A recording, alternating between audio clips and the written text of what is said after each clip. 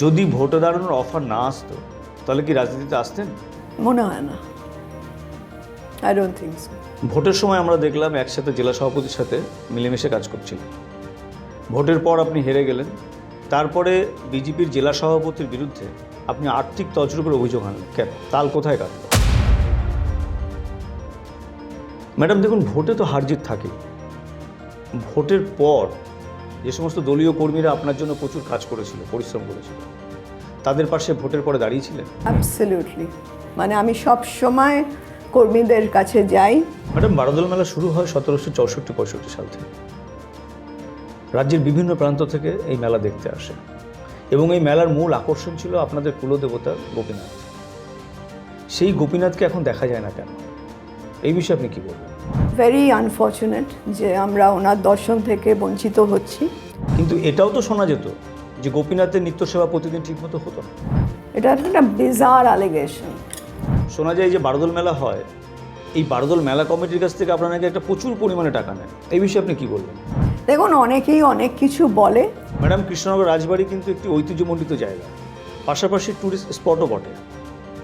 সেখানে রাজ্যের বিভিন্ন প্রান্ত থেকে মানুষ আসে দর্শন করতে। অন্যান্য রাজবাড়িতে যেমন ঢোকার সুযোগ থাকে, দর্শন করার সুযোগ থাকে, কৃষ্ণনগর রাজবাড়িতে কিন্তু সেই সুযোগ থাকে না। কৃষ্ণনগর রাজবাড়ি ব্যতিক্রম কেন?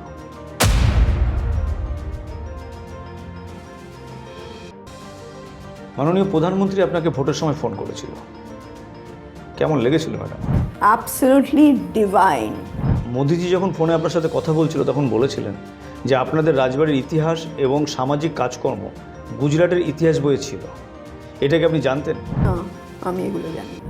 Article 18 in Constitution of India mandates abolition of titles to ensure equality. Right. But আমরা আপনার ভোটের প্রচারের সময় দেখতাম দেয়ালে, ফেস্টুনে, প্রচারে বিভিন্ন জায়গাতে লেখা আছে রানীমা, অ্যান্ড অলসো আপনার গাড়িতেও লেখা থাকে রানীমা। How it possible madam? এটা আমার কাছেও একটা $1,000,000 কোয়েশ্চেন। আপনাদের রাজবাড়িতে 15ই আগস্টে ফ্ল্যাগ হোস্টিং হয় না, হয় 18ই আগস্টে। এর কারণটা কি? 18th হচ্ছে নদিয়ার ইন্ডিপেন্ডেন্স ডে। আপনি চন্দননগরের মেয়ে, আবার কৃষ্ণনগরের রাজবধূ। চন্দননগর এবং কৃষ্ণনগর দু জায়গাতেই জগদ্ধাত্রী পুজো দারুণ হয়, কিন্তু এই নিয়ে সোশ্যাল মিডিয়াতে আমরা দেখি খুব বিতর্ক হয়। এই বিষয়ে আপনি কি বলবেন? কৃষ্ণচন্দ্রই প্রথম জগদ্ধাত্রী পুজো কৃষ্ণনগরে শুরু করেছিলেন। আগামী 26 বিধানসভা নির্বাচনে আবার কি অমৃতা রায়ের নাম দেয়ালে দেয়ালে দেখতে পাবো আমরা? সেটা আমি বলতে পারবো না।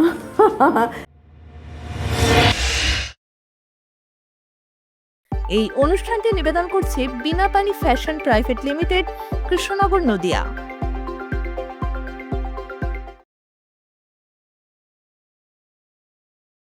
নমস্কার, আপনারা দেখছেন ডিজি বাংলা। ডিজি বাংলার বিশেষ অনুষ্ঠান টক বাংলা। টক বাংলাতে আজকে আমরা পেয়ে গেছি কৃষ্ণনগর লোকসভার বিজেপির প্রার্থী শ্রীমতী অমৃতা রায়কে। প্রথমে ম্যাডামকে আমাদের স্টুডিওতে স্বাগত। নমস্কার। ম্যাডাম, আপনি রাজনীতিতে কিভাবে এলেন এবং কেনই বা রাজনীতিতে এলেন? রাজনীতিতে আমার আসার কোনো প্ল্যান ছিল না, সেটা সবাই জানে। তবে আমাকে অ্যাপ্রোচ করেছিল বিজেপি, তো সেইখানেও আমি অনেকবার আসতে চাইও নি। তো তারপরে যখন দিল্লি থেকে ফোন এলো, আমি শুনেছি prime minister was very interested, তো সেই কারণে আমি সেখানে আর না করতে পারিনি। পশ্চিমবঙ্গে তো অনেক রাজনৈতিক দল আছে, তাহলে বিজেপিতেই কেন, যেখানে বিজেপির বিরুদ্ধে সাম্প্রদায়িক তকমা রয়েছে? দেখুন, আমি তো পলিটিক্সই করতে চাইনি, যেহেতু প্রাইম মিনিস্টারের রিকোয়েস্টে আমি এসেছি, তো বিজেপিও হতে পারতো, অন্য কিছুও হতে পারতো। So that is how I have joint politics. এটা কোনো বাছাইয়ের ব্যাপার ছিল না। যদি ভোটে দাঁড়ানোর অফার না আসতো তাহলে কি রাজনীতিতে আসতেন? মনে হয় না। I don't think so. কারণ আমরা তো দেখুন, একটা জিনিস বুঝতে হবে যে আমার ফ্যামিলি, যেখান থেকে আমরা বিলং করছি বা যেখান থেকে আমাদের পরিচিতি, সেটা তো অলরেডি দেশ চালিয়েছে। সেখানে থেকে তারা যখন সরে গেছে, আমি আবার কেন আসবো? সেই হিসেবে আমাদের কারোরই ইচ্ছে ছিল না।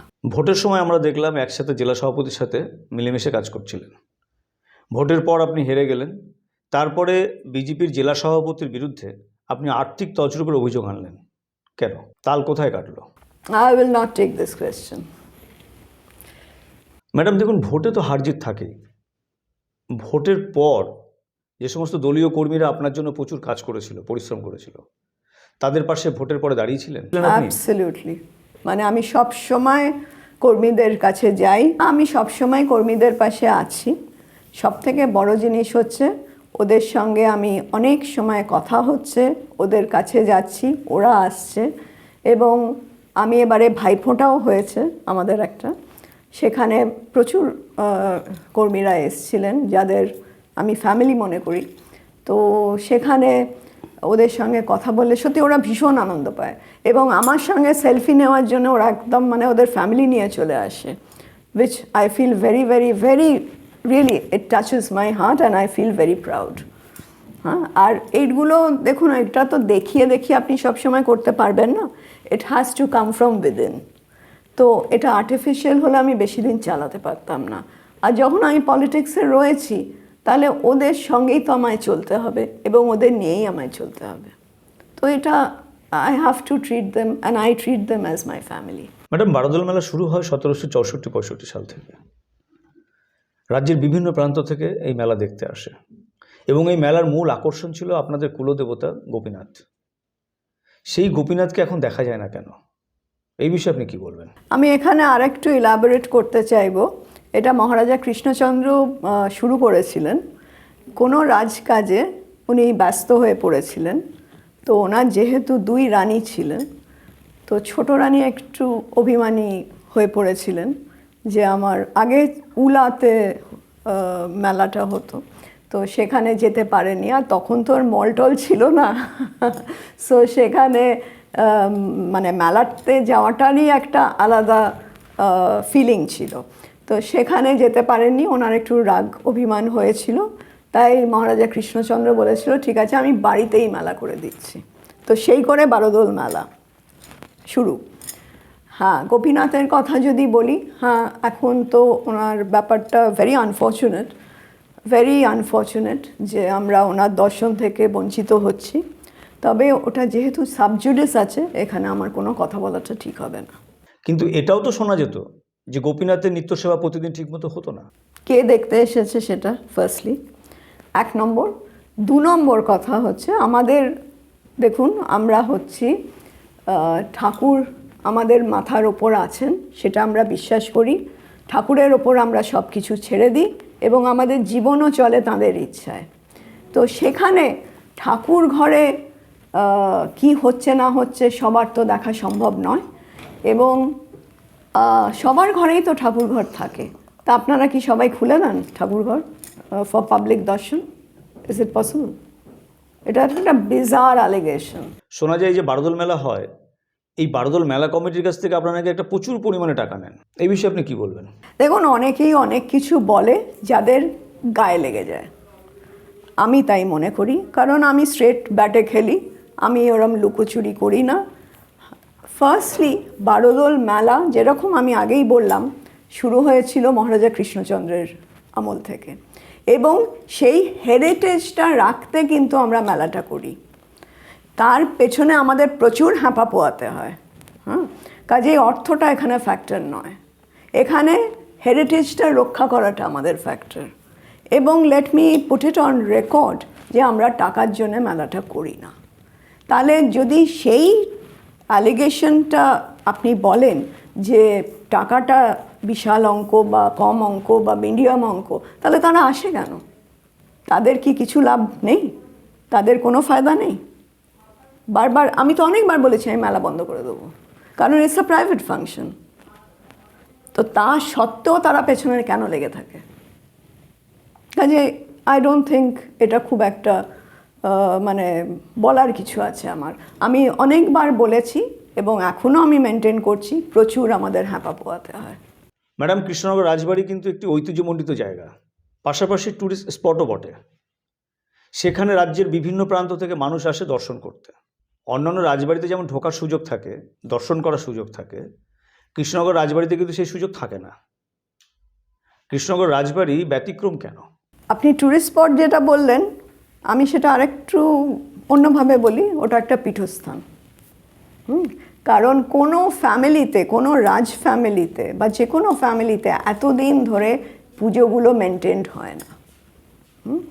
সো সেখানে মা যখন আসছেন এবং মা ভগবানের কৃপা, মায়ের কৃপা যে কোনো দিনও আজ অবধি বন্ধ হয়নি। সো সেখানে আম জাস্টিফাইড ইন সেইং পীঠস্থান। তো সেখানে আমরা থাকিও। যেটা আপনি বললেন ঢুকতে দেওয়া হয় না, এটা একটু অন্যভাবে আমি যদি বলি, সেটা হচ্ছে অনেক এইরকম ফ্যামিলিতে, হিস্টোরিক্যাল ফ্যামিলি বলুন বা নাম করা ফ্যামিলি বলুন বা ইলাস্ট্রিয়াস ফ্যামিলি বলুন, সেখানে অনেক শরিকি প্রবলেমস থাকে। So the house or the rajbari is left to rot. আমি এটা না পেলে আমি সারাবো না, আমি ওটা না পেলে আমি ওটা করবো না, এগুলো হয়েই থাকে। তো সেটা একটা factor. Number two, people are no longer interested in staying back. অনেকে দেখবেন বিদেশে চলে গেছে বা এই জায়গায় নেই, তো সেটা কর্মচারীদের হাতে থেকে গেছে। তো তাদের বলে তো তারা ঢুকতেই পারে, তো কী আছে, সেটা তো এমন কিছু ব্যাপার না। কিন্তু আমরা যেহেতু এখানে থাকি, আমার হাজব্যান্ডের দৌলতে আমরা পুরো পৃথিবী ঘুরেছি, because he was in service with air India. So আমাদের সেখানে মূল্যটা মাথায় ঢুকে গেছে, ওরা কিভাবে প্রিজার্ভ করে। এবং বলে না, যখন যেটা যে পায় মূল্য দেয় না, তো সেটা আমি মূল্য দিই, আমার ঐতিহ্যকে আমি মূল্য দিই, আমার আইডেন্টিটিকে আমি মূল্য দিই। তাই জন্যে আমরা ওখানে থাকি বেশিরভাগ সময়। ইয়েস, আমাদের অনেক সময় কলকাতা যেতে হয়, সেটা ঠিক আছে, কিন্তু আই অ্যাগেন কাম ব্যাক। তো সেটা আমাদের থাকার জায়গা, আমাদের বসবাস করার জায়গা, সেখানে আমি কি করে বাইরের লোক ঢুকিয়ে দেবো? এবং তারা এসে কি দেখবে? তারা কি মহারাজা কৃষ্ণচন্দ্রের আমলের ডেকর দেখবে? তা তো না। তাহলে তারা আমাদের জিনিস দেখবে, তাহলে আমাদের বেডরুমে তারা ঢুকে আসবে কি করে? So this is the logic. And very very importantly, we are private people. আমি তো কারোর বাড়িতে গিয়ে বলবো না যে আপনার বাড়িতে আমায় ঢুকতে দিতেই হবে বা আমাকে দেখতে দিতেই হবে। I will not misuse my energy or my powers. এখানে অনেকেই আছে তাদের পাওয়ার্স মিসইউজ করেন, আমি ওই র্যাঙ্কে আছি, এই র্যাঙ্কে আছি, সো হোয়াট? তো আপনি একটা প্রাইভেট রেসিডেন্স ভিজিট করছেন, for which we are paying taxes. তো সেখানে সেইটুকু তো আশা করা যেতেই পারে যে you will have that much of sense যে এটা এখন সেই যুগে নেই, এখন উই আর লিভিং দেয়ার, কারণ আমরা জিনিসটাকে রক্ষা করতে চাইছি। So this is my explanation and I am sure you'll agree. তাহলে কোন কোন সময় সাধারণ মানুষ আসলে রাজবাড়ির ভেতরে গিয়ে রাজবাড়িটাকে দর্শন করতে পারবে? দেখুন, একটা কথা আমি প্রথমেই বললাম যে এই যে পুজোগুলো হচ্ছে আমরা কাদের জন্য করছি? আমরা তো প্রাইভেটলি ওটা করতে পারি। নদিয়াবাসীর মঙ্গল কামনায় পুজোগুলো হচ্ছে, নিজেদের নামে। সবসময় কি আমি বলছি যে এটা এর ভালো ওর ভালো, তা তো না। আমি সমগ্র নদিয়াবাসীকে ধরে পুজোটা করছি, নাহলে আমার অত অর্থ ব্যয় করার কি মানে? বা অত আজকালকার দিনে সবারই লোকবল কম, আমারও তো সেটাও প্রবলেম হয়ে যাচ্ছে।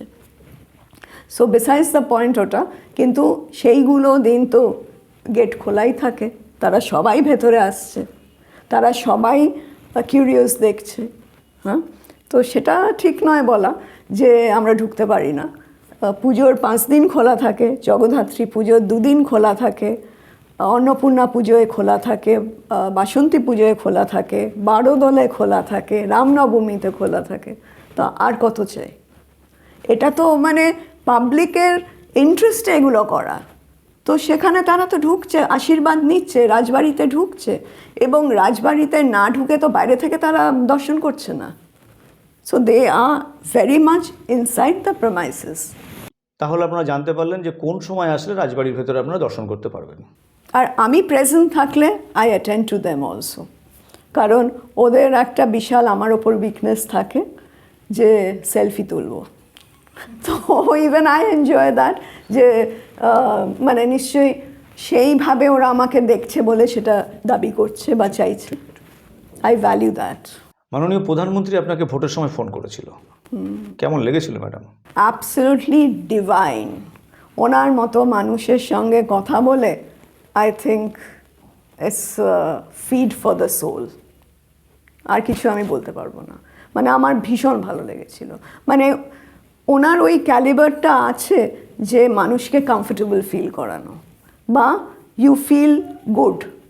এ নয় যে আপনি ভয় পেয়ে যাবেন, I am talking to the prime minister. এ নয় যে আপনি একটা মানে কি বলবো পিছিয়ে যাবেন, I am talking to the prime minister, বা আপনি লজ্জা পেয়ে যাবেন, আপনার কথা আটকে যাবে, সেসব আমার কিছু হয়নি। মানে I spoke to him normally. মোদিজি যখন ফোনে আপনার সাথে কথা বলছিল তখন বলেছিলেন যে আপনাদের রাজবাড়ির ইতিহাস এবং সামাজিক কাজকর্ম গুজরাটের ইতিহাস বইয়ে ছিল। এটাকে আপনি জানতেন? না, আমি এগুলো জানি না। তবে হ্যাঁ, মহারাজা কৃষ্ণচন্দ্রের নাম তো অনেক জায়গায় শোনা যায়, আর আজকে তো এটা is a house hold name, হতে পারে সেটা উনি নিশ্চয়ই ঠিকই বলেছেন। Article 18 in Constitution of India mandates abolition of titles to ensure equality. Right. But আমরা আপনার ভোটের প্রচারের সময় দেখতাম দেয়ালে, ফেস্টুনে, প্রচারে বিভিন্ন জায়গাতে লেখা আছে রানীমা, অ্যান্ড অলসো আপনার গাড়িতেও লেখা থাকে রানীমা। How it possible madam? এটা আমার কাছেও একটা মিলিয়ন ডলার কোয়েশ্চেন। আমিও বুঝতে পারি না এটা কেন হয়, কারণ আমি তো কাউকে শিখিয়ে দিইনি যে রানীমা বলতেই হবে আমাকে। মানে এটা ওরা নিজেরাই বলে, নিজেদেরই কয়েনেজ অফ দ্যাট ওয়ার্ড। এবং সবথেকে বড় কথা, অমৃতা রায় বললে হয়তো চিনতে পারবে না, ওই রানীমাটাই ওদের কাছে পছন্দের কথা। তো ঠিক আছে, যদি তারা কমফোর্টেবল থাকে, I have no problems. Maybe I feel I am the queen of their hearts. আপনি চন্দননগরের মেয়ে, আবার কৃষ্ণনগরের রাজবধূ। চন্দননগর এবং কৃষ্ণনগর দু জায়গাতেই জগদ্ধাত্রী পুজো দারুণ হয়, কিন্তু এই নিয়ে সোশ্যাল মিডিয়াতে আমরা দেখি খুব বিতর্ক হয়। হ্যাঁ, দেখছি তাই। এই বিষয়ে আপনি কি বলবেন? আমি তো মনে করি সবাই জানেন ফ্যাক্টসটা কি। দ্যাট ইজ, মহারাজা কৃষ্ণচন্দ্র কারারুদ্ধ ছিলেন, এটা তো সবাই জানেন। এবং ফলস আরোপ দেওয়া হয়েছিল, উনি ট্যাক্স দিতে পারেননি তখনকার যুগে, ওপিং 18 lakhs। হ্যাঁ, তো সেটা আজকের যুগে কত আমি তো ভাবতেই পারছি না। যাই হোক, সেখানে যেহেতু উনি খুব ভালো একজন অ্যাডমিনিস্ট্রেটর ছিলেন, নদিয়ার সবাইকে নিয়ে ফ্যামিলি ভাবতেন, এবং ওনার আরেকজন ফ্রেন্ড ছিল, ওয়েলউইশার ছিল, ইন্দ্রনারায়ণ চৌধুরী।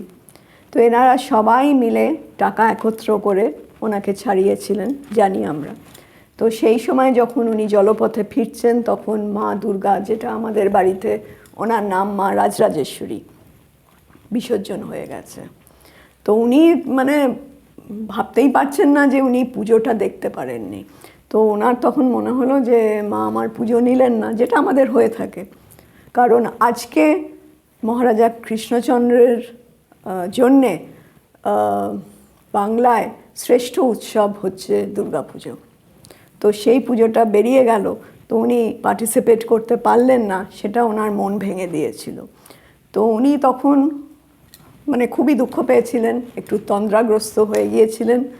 মা রাজরাজেশ্বরীকেই অন্য রূপে দেখতে পেলেন, কুমারী রূপী, রক্তবর্ণা, চতুর্ভুজা, এবং সবথেকে বড় জিনিস হচ্ছে এই ঠাকুরকে আগে কেউ পুজো করেনি, পুরাণে পাওয়া যায় এই দেবীর উল্লেখ। তো মা বললেন, না, আমি হচ্ছি মা রাজরাজেশ্বরী, তুমি পরের মাসে শুক্লপক্ষে যদি আমাকে পুজো করো, তুমি আমাকেই মানে মা রাজরাজেশ্বরীকেই পুজো করবে। তো সেই থেকে আমাদের কৃষ্ণনগর রাজবাড়িতে, নদিয়া রাজবাড়িতে মায়ের জগদ্ধাত্রী পুজো শুরু হলো, জগদ্ধাত্রী রূপিণী পুজো শুরু হলো। তো as a matter of fact, সেটা গ্র্যাটিটিউড দেখাতে উনি ইন্দ্রনারায়ণ চৌধুরীকে বলেছিলেন যে তুমি আমাকে হেল্প করেছিলে, তাহলে তুমিও পরের বছর থেকে, নেক্সট ইয়ার থেকে তুমি জগদ্ধাত্রী পুজো শুরু করো। সেই থেকে চন্দননগর, যদিও আমি চন্দননগরের মানে অরিজিনের লোক, কিন্তু আমি বলবো না, কৃষ্ণচন্দ্রই প্রথম জগদ্ধাত্রী পুজো কৃষ্ণনগরে শুরু করেছিলেন। So I think there should be no arguments on this or disputes on this. আপনাদের রাজবাড়িতে 15ই আগস্টে ফ্ল্যাগ হোস্টিং হয় না, হয় 18ই আগস্টে। এর কারণটা কি? আমার মনে হয় সবাই জানবে এটা, কারণ এটা রেকর্ডেড হিস্ট্রি। তো সেখানে যখন আমাদের দেশ স্বাধীন হলো, that is 15th of August, রাত 12টায়, কিন্তু Nadia was not part of that independence. তো সেখানে ওদের ম্যাপিংয়ে ভুল হয়েছিল, তো এই পোর্শনটা নবদ্বীপ ইনক্লুডেড, যেটাকে আমরা বাংলায় অক্সফোর্ড অফ বেঙ্গল বলি, চলে গিয়েছিল পূর্ব পাকিস্তানে তখনকার দিনে। তো সেখানে তো বিরাট একটা মানে চিন্তার ব্যাপার হয়ে গিয়েছিল, একটা বিপর্যয়ের ব্যাপার হয়ে গিয়েছিল। তো সেখানে মহারানী জ্যোতির্ময়ী, আমার পূজনীয় দিদি শাশুড়ি, উনি স্যার র্যাডক্লিফের সঙ্গে দেখা করেন এবং লর্ড মাউন্ট ব্যাটেনের, তখন উনি লাস্ট গভর্নর অফ ইন্ডিয়া, দেখা করে ওটাকে চেঞ্জ করে আবার সেই নদিয়া আমরা ফেরত পাই 3 দিন পরে। দ্যাট ইজ 18th হচ্ছে নদিয়ার ইন্ডিপেন্ডেন্স ডে। এটা আমি ওনাকে নমস্কার করছি, স্যালুট জানাচ্ছি এবং কৃতজ্ঞতা স্বীকার করছি অন বিহাফ অফ নদিয়াবাসী, যে আমাদের এই উপহারটা উনি দিয়ে গেছেন। নাহলে আজকে সেটা যদি না হতো, আমরা আজকের বাংলাদেশে থাকতাম বা আমাদের সব কিছুই অন্যরকম হতো। তো সেটার জন্য একজন তখনকার দিনের মহিলা হয়ে এই কারেজটা উনি দেখিয়েছেন, উল্লেখ করা আমার পক্ষে একটা বিশাল ডিউটি। আর 18th অগস্ট আমাদের রাজবাড়িতে কিন্তু ফ্ল্যাগ হোয়েস্টিং হয়, not 15th। 18th August is our day of independence. তো এটা একটা সত্যি খুব, কারণ এটা ভাবতে হবে এইভাবে যে যে দেশে অন্য জায়গার ফ্ল্যাগ উড়ে গেছে, সেটাকে নামিয়ে আমাদের তিরঙ্গা চড়ানোটা খুব ইজি ব্যাপার নয়। তো সেটা মানে এটা কি করে হলো, এটা মহারানী জানতেন বা মহারানীর এটা কৃতিত্ব, উনি করেছেন এটা, along with শ্যামাপ্রসাদ মুখার্জি, এন.সি. চ্যাটার্জি, ওনারা তো ছিলেনই। আগামী 26 বিধানসভা নির্বাচনে আবার কি অমৃতা রায়ের নাম দেয়ালে দেয়ালে দেখতে পাবো আমরা? না, সেটা আমি বলতে পারবো না। সেটা দল যেরকম ঠিক করবে, বা যেরকম best candidate must come. At least I feel that, যে যেখানে যার কাবিলিয়ত আছে বা এবিলিটি আছে বা ক্যাপাসিটি আছে to take the dal forward, to take the party forward, I feel that's the right approach. তবে যেহেতু I am here for good politics করছি, তো দল বললে আমি করব এবং দল নিশ্চয়ই ভেবেচিন্তেই সেটা করবে। অনুষ্ঠানের একদম শেষ পর্যায়ে শুরু করব র্যাপিড ফায়ার।